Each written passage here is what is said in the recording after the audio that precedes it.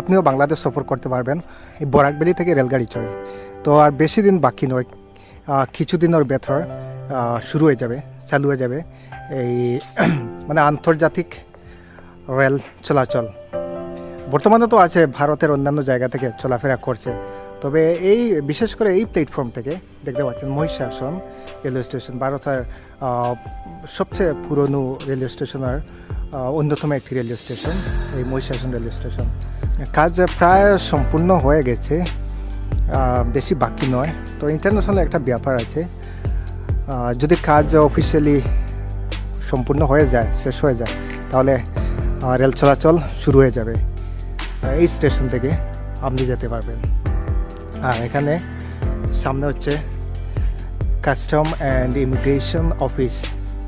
এখানে সব কিছু চেক করা হবে, আপনার পাসপোর্ট, ভিসা সব কিছু দেখার পর আপনি এখানে এসে ট্রেনে উঠে বাংলাদেশ চলে যেতে পারেন। ঠিক আছে। রেল স্টেশনটি মানে বেশি বড় নয়, এত বেশি স্পেস নেই, কিন্তু না হলেও অনেক হিস্টোরিক্যাল, অনেক পুরনো একটি স্টেশন, অন্যতম একটি স্টেশন দেখতে পাচ্ছেন।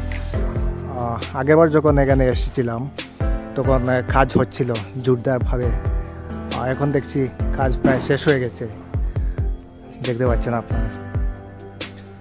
তো আর বেশি দেরি নয়, আপনি চলে যেতে পারবেন বাংলাদেশ করিমগঞ্জ থেকে সরাসরি। আমি আগে বলেছি, শুধু এটা আন্তর্জাতিক হিসেবে রেল চলাচল করবে তা নয়, এখান থেকে স্থানীয় রেল চলাচল করে, এখান থেকে করিমগঞ্জ শহর এরকম